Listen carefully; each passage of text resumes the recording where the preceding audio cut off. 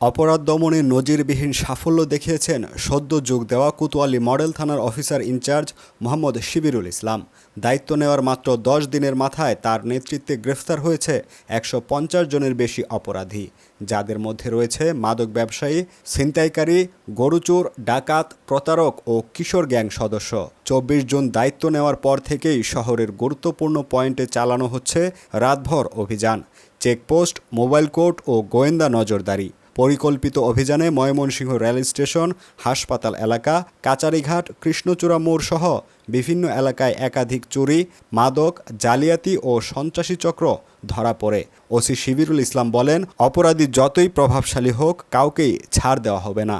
নাগরিকদের সঙ্গে নিয়ে আমরা ময়মনসিংহকে মডেল শহর হিসেবে গড়ে তুলতে চাই। স্থানীয় ব্যবসায়ী আব্দুল কাইয়ুম বলেন, এমন পুলিশি তৎপরতা অনেকদিন পর দেখছি। সাহসী নেতৃত্বে শহরে স্বস্তি ফিরেছে।